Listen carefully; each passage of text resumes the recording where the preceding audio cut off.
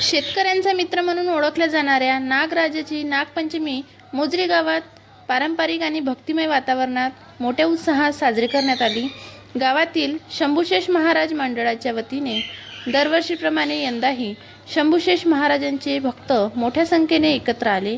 महाराजांचा वास असलेला पवित्र वरुडावर पारंपरिक पद्धतीने भजन, बारी, पूजा अर्चा व आरती करून नागराजांचे पूजन करण्यात आले।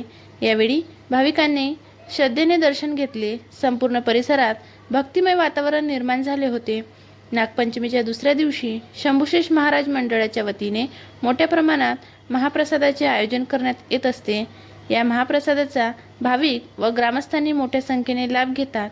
या कार्यक्रमास शंभूशेष देवस्थानाचे अध्यक्ष मनोहरराव वाघ, माणिकराव वाघ, सुधीर भोजने, निलेश भिवगडे, तुषार गवळी, आशिष वाघ, निखिल गंभीरकर, मधुकर कांडलकर, आशिष कांडलकर, रामभाऊ कांडलकर, प्रभाकर देवघरे, दत्ताभाऊ बकेले, दत्ताभाऊ गहूकर, साहिल माळोदे यांच्यासह शंभूशेष महाराज मंडळाचे पदाधिकारी, भाविक, भक्त आणि सर्व गावकरी मोठ्या संख्येने उपस्थित होते। परंपरा, श्रद्धा आणि सामाजिक एकोपा जपत मोजरी येथील नागपंचमीचा उत्साहात पार पडला। हे आमचं शंभूशेष बाबाचं देवस्थान 7 पिढ्यापासून चालू आहे। आमच्या वडिलांपासून या कार्यक्रमाची सुरुवात आहे।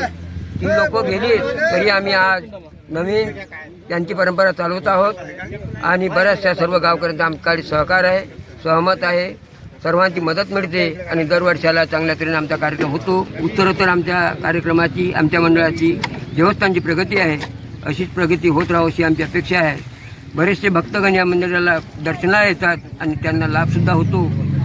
अशी आमच्या देवस्थानची महती आजपर्यंत टिकून आहे आणि पुढे सुद्धा राहील अशी मी अपेक्षा बाळगतो। नवीन तरुणांनी सुद्धा याकडे विशेष लक्ष द्यावं आणि या कार्यक्रमाला नेहमी करता सहकार्य करावं अशी माझी अपेक्षा आहे। उद्या आमच्याकडे महाप्रसाद आहे। दरवर्षालाच आमच्याकडे हा महाप्रसाद असतो। पंचमीच्या दुसऱ्या दिवशी संध्याकाळी सर्वांनी या महाप्रसादाचा लाभ घ्यावा आणि सर्वांनी सहकार्य करावं अशी मी अपेक्षा करून आपलं सर्वांचं या ठिकाणी आल्याबद्दल अभिनंदन करतो, स्वागत करतो।